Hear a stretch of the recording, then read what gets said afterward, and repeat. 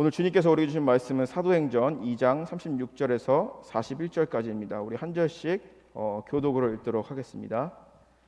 그런즉 이스라엘 온 집은 확실히 알지니 너희가 십자가에 못 박은 이 예수를 하나님이 주와 그리스도가 되게 하셨느니라 하니라. 그들이 이 말을 듣고 마음에 찔려 베드로와 다른 사도들에게 물어 이르되 형제들아 우리가 어찌할꼬 하거늘. 베드로가 이르되 너희가 회개하여 각각 예수 그리스도의 이름으로 세례를 받고 죄 사함을 받으라. 그리하면 성령의 선물을 받으리니 이 약속은 너희와 너희 자녀와 모든 먼데 사람 곧 주 우리 하나님이 얼마든지 부르시는 자들에게 하신 것이라 하고, 또 여러 말로 확증하여 권하여 이르되 너희가 이 패역한 세대에서 구원을 받으리라 하니 그 말을 받은 사람들은 세례를 받음에 이날에 신도의 수가 3,000이나 더하더라. 아멘. 아멘. 오늘 주시는 주님의 말씀입니다. 할렐루야. 주님의 은총이 여러분들과 함께 하시기를 주님의 이름으로 간절히 축원합니다. 여러분, 우리가 말씀을 읽을 때, 그리고 또 제가 가끔 설교할 때에 좀 불편할 때가 있지 않습니까? 아, 저거는 아닌데 라고 생각이 든 적이 혹시 있지는 않으십니까? 저는 있습니다. 제가 신앙생활을 해오면서 어떤 목사님, 또 특히 부흥 강사님들의 설교를 딱 듣고 있으면은 좀 머리 좀 컸다고, 신학생 때 아, 저거는 아닌데 하면서 그때부터 말씀이 들려오지 않을 때가 있습니다. 참 답답한 것이죠. 은혜를 받으려고 예배를 드리는데 말씀이 들려오지 않는 거예요. 그런데 그게 전체적인 내용을 보게 되면은 그것이 은혜 받는 데 전혀 지장이 없어요. 그런데 한 마디, 한 단어, 이런 것들이 우리를 속상하게 만들고 이거 나를 향하여서 표적 설교하는 것이 아닐까라는 그런 생각이 들 때가 있습니다. 마음의 균열이 일어나는 것이죠. 오늘 우리가 이 말씀을, 오늘 설교 제목이 뭐죠? 하나님의 말씀이 나에게 불편할 때죠.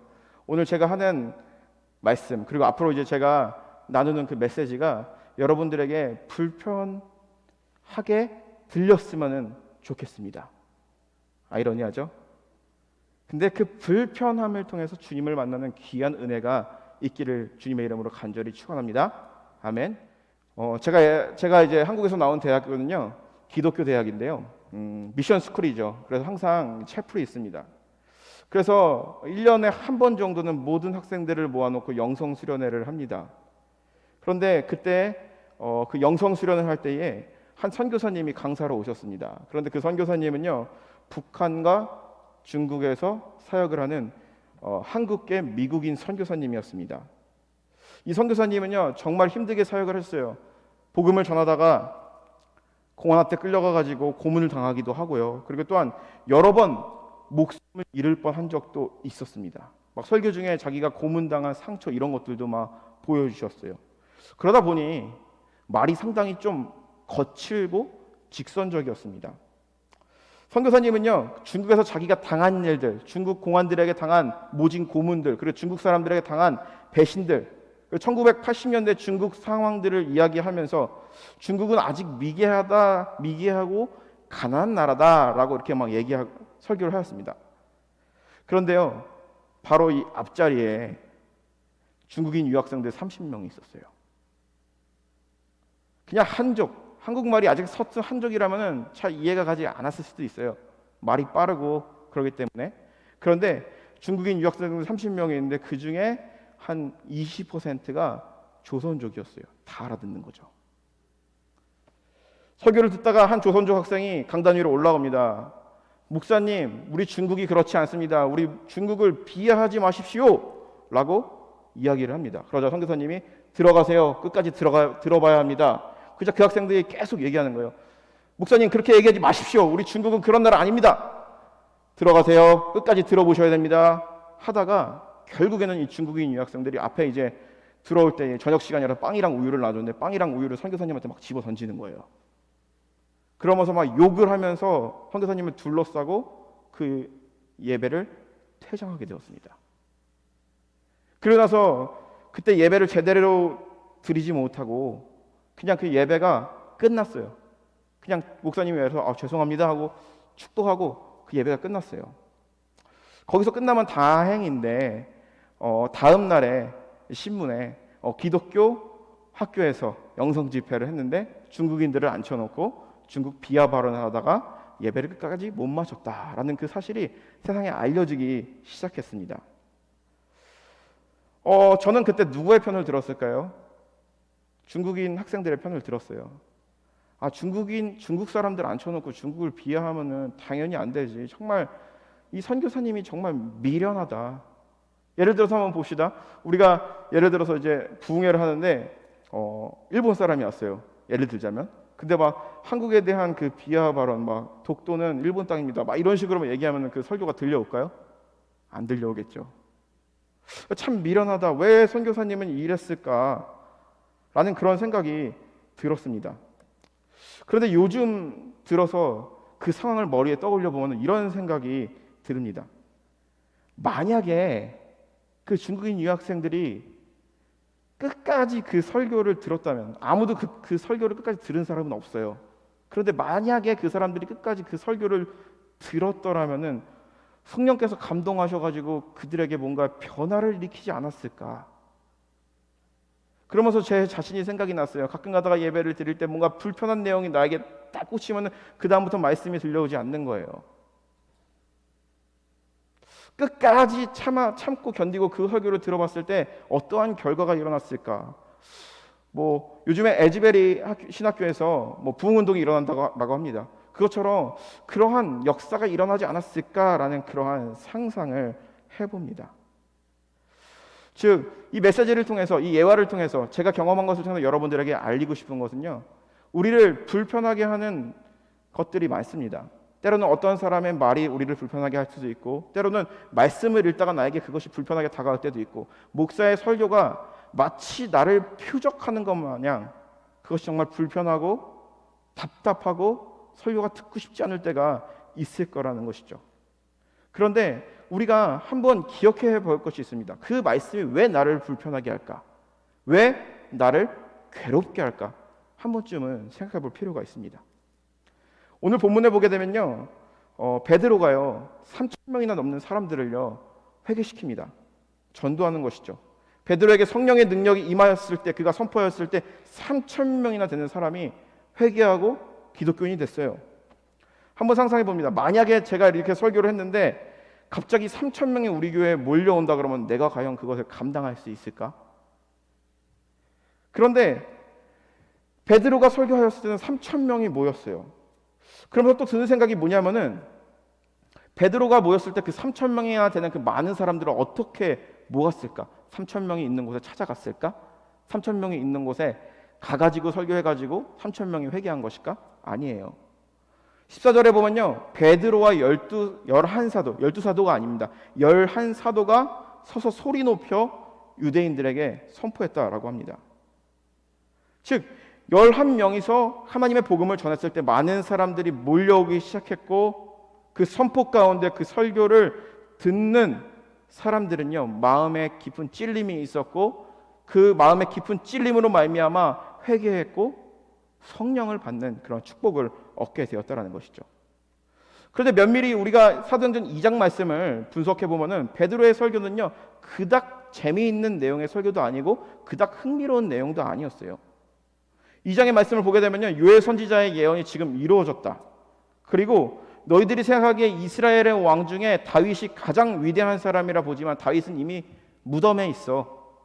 그러나 예수 그리스도께서는요, 예수는 죽지 않고 부활하였다. 그리고 성령으로 우리와 함께 하시며 우리의 원수가 우리 앞에 굴복할 때까지 우리의 오른편에 앉아 계실 것이며, 너희들이 그토록 기다렸던 그 메시아는 예수 그리스도시며, 또 그 예수 그리스도는 다른 사람이 죽인 것이 아니라 지금 여기 서 있는 당신들이 죽였소! 라고 하는 것입니다. 이 설교를 들었을 때 반응이 참 그렇습니다. 반응이 어땠을까요? 그들의 심정은 어땠을까요? 이스라엘의 가장 큰 왕 다윗을 모독합니다. 그리고 그들이 기다리고 있던 메시아를 모독합니다. 그들에게 당연히 불편한 내용이었겠죠. 이스라엘의 왕을 모독한다, 이스라엘 왕 다윗을 모독한다라는 것은 참으로 이스라엘의 사람들에게 있을 수 없는 것입니다. 그리고 또한 메시아를 기다리는 자들에게 메시아가 이미 왔는데 너희들이 몰랐다라고 얘기하는 것 또한 그들에게는 상당히 모욕적이었을 것입니다. 그런데 심지어 메시아가 왔는데 그럼에도 불구하고 너희가 메시아를 죽였다라고 했을 때 그것이 그들에게 답답하고 불편하고 당장 끌어내리고 싶고 그렇게 들려왔을 것입니다. 그렇게 들어왔을 것입니다. 그리고 36절에 보면 핵심적인 얘기를 하죠. 너희가 십자가에 못 박힌 예수를 하나님이 주와 그리스도가 되게 하셨다라고 이야기합니다. 쉽게 말하면 이 말씀은요, 베드로의 설교는요, 유대인들에게 되게 불편한 말씀입니다. 그리고 유대인들을 심기를 건드리는 그러한 말씀입니다. 그런데 베드로의 설교를 들었던 사람들, 3,000명이나 되는 사람들의 반응에 대해서 성경은 이렇게 얘기합니다. 37절 말씀입니다. 그들이 이 말씀을 듣고 마음에 찔려 베드로와 다른 사들에게 물어 이르되 형제들아 우리가 어찌할꼬 하거늘 베드로가 이르되 너희가 회개하여 각각 예수 그리스도의 이름으로 세례를 받고 죄사함을 받으라. 그리하면 성령을 선물로 받으리니. 성경은 이야기합니다. 베드로의 설교를 듣는 자들에게는 찔림이 있었다라고 합니다. 영어 성경을 보면 얘기하면 they were cut to hurt. 마음이 잘라지는 것 같은, 마음이 분리되는 것 같은, 심장이 분리되는 것 같은 그러한 마음이 있었다라는 것이죠.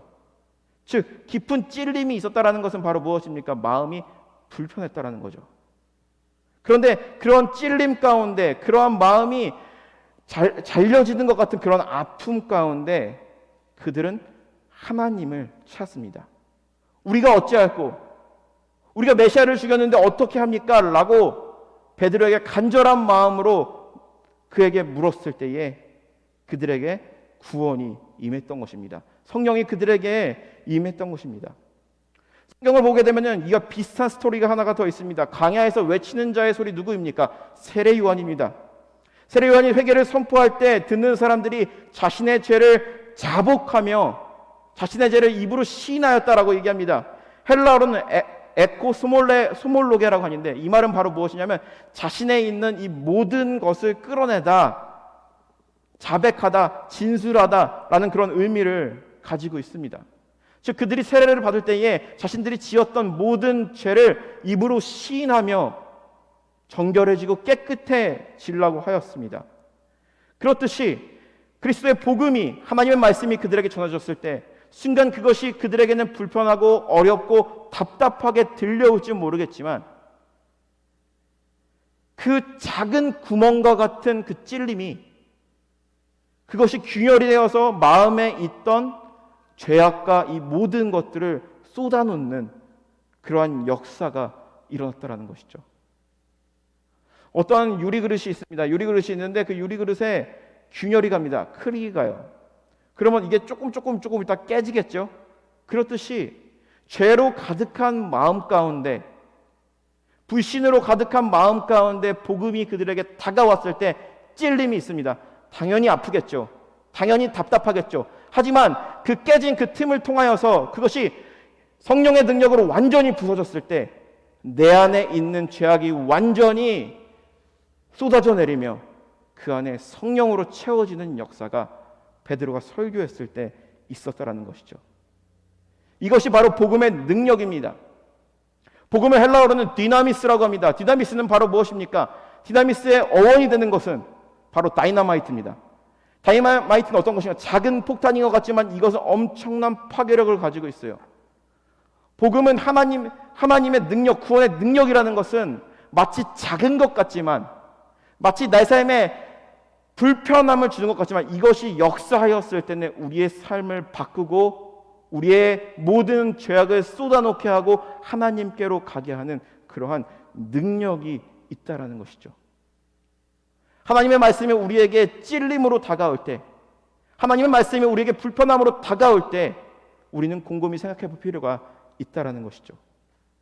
그런데 이 두 성경 말씀과 다른 이야기가 하나가 더 있습니다. 우리가 사도행전 6장에 보게 되면은 우리가 잘 알고 있는 스데반 집사의 이야기가 나옵니다.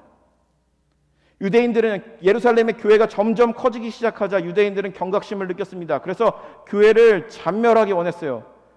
교회를 사라지게 만들어버리고 싶었어요. 그래서 대표격인 이 스데반을 잡아놓습니다.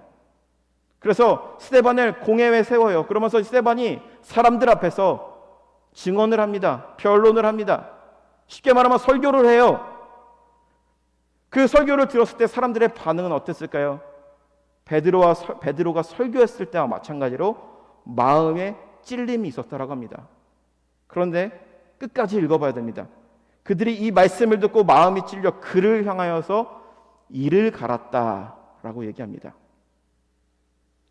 하나님의 말씀을 들었을 때에 베드로의 설교를 듣던 자들도 마음에 찔림이 있었어요. 그런데 스데반의 설교를 듣던 자들도 마음에 찔림이 있고 균열이 있었어요. 그런데 베드로의 설교를 듣던 자들은 성령의 인도하심을 따랐고 스데반의 설교를 듣던 자들은 성령의 인도하심을 거부했습니다.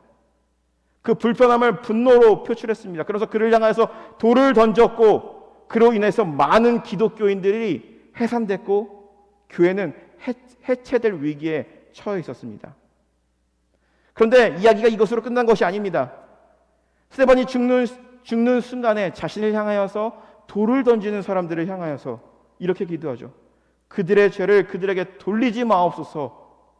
나를 죽이는 자를 위하여서 그들을 저주하고 그들을 향하여서 너희도 똑같이 죽임을 당할 것이야 라고 보복하는 것이 아니라 그들의 죄를 그들에게 돌리지 말아옵소서. 예수님이 십자가 위에서 했던 기도와 같은 기도를 했습니다.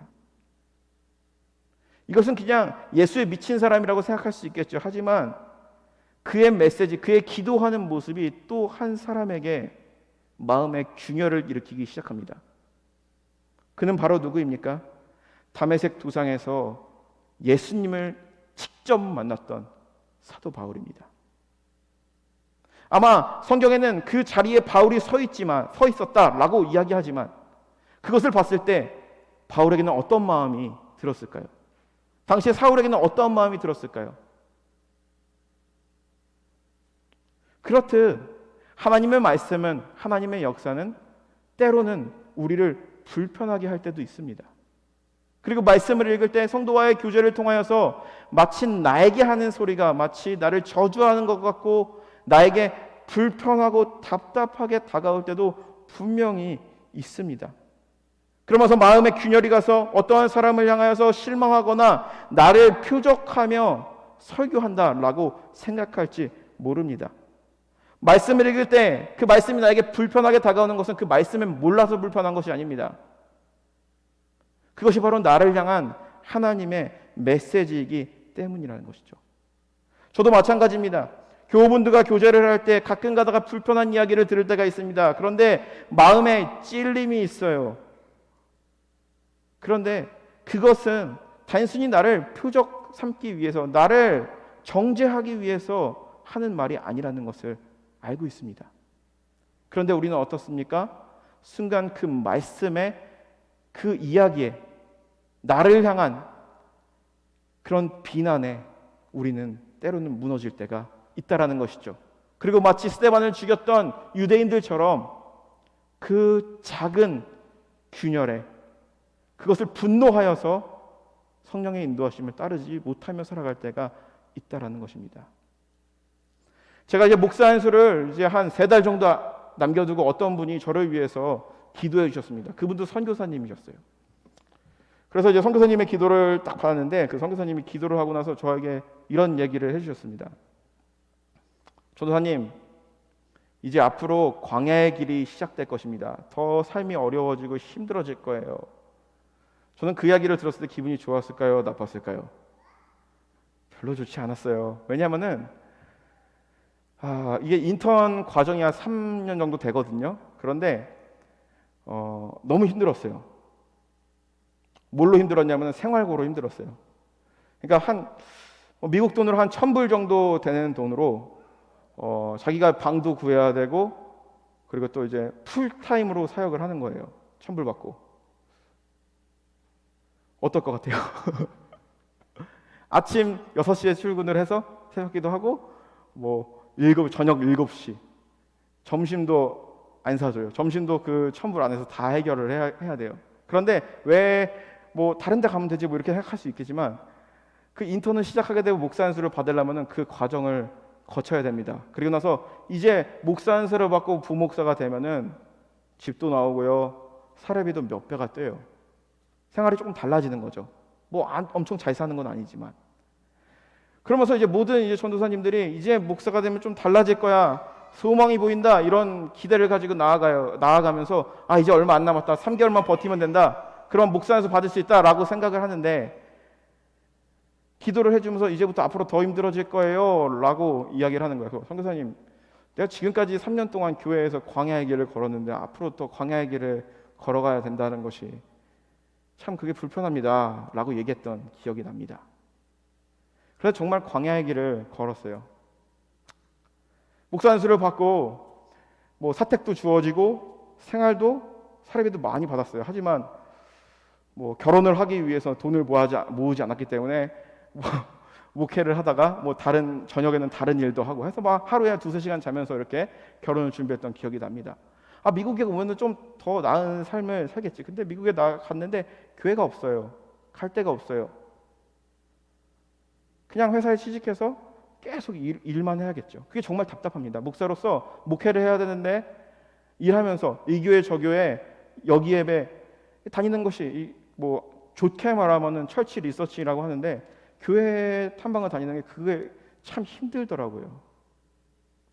근데 그 선교사님 말씀을 한번 떠올려 봤어요. 이제 앞으로 광야의 길이 열릴 것입니다. 참 원망스럽더라고요. 그런데 가만 그 선교사님이 했던 그 말씀을 한번 묵상해 봤어요.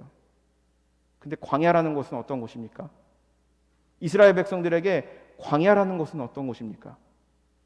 광야는 힘들고 자기의 힘으로 살아갈 수 없는 곳입니다. 그런데 중요한 것은 광야의 삶을 통해서 주님을 만나는 그런 은혜가 있다라는 것이죠. 그래서 마음에 깊은 평안이 찾아오기 시작했습니다. 광야를 통해서 내가 교회에 있으면서 성도님들이 얼마나 힘들게 돈을 버시는지, 세상이 얼마나 힘들게 돌아가고 있는지 그거에 대해서 알지 못했는데, 직접 밤에 다른 사람, 술 취하는 사람들의 운전을 해주면서 그 사람들의 이야기를 들어보고 그들을 위해서 기도해주고, 그리고 또 공장 그리고 또 뭐 창고 같은 데 취직해서 스페니쉬 노동자들과 함께 힘을 쓰면서 땀을 뻘뻘 흘려가면서 일을 하면서 드려진 헌금이 얼마나 값진 헌금인지, 그들의 믿음이 얼마나 귀한 것인지 광야의 시간을 통해서 깨닫게 됐습니다. 그런데 아직 광야의 시간은 끝나지 않지만 광야의 시간을 통해서 우리는 주님을 만날 수 있다는 것이죠. 다시 한번 묵상해보는 이야기입니다. 그 말씀이, 그리고 또한 그 순간 우리에게 그것이 상처가 되고 아픔이 될지 모르겠지만 그것이 도리어 주님이 우리에게 해주는 메시지가 된다라는 것이죠. 우리가 끝까지 참고 견뎌야 될 가치가 있습니다. 예수 그리스도의 복음은 참 좋습니다. 그러나 그 복음대로 살아가기는 참 어렵습니다. 그리고 이 복음은요, 끊임없이 우리의 삶을 불편하게 만들 것입니다.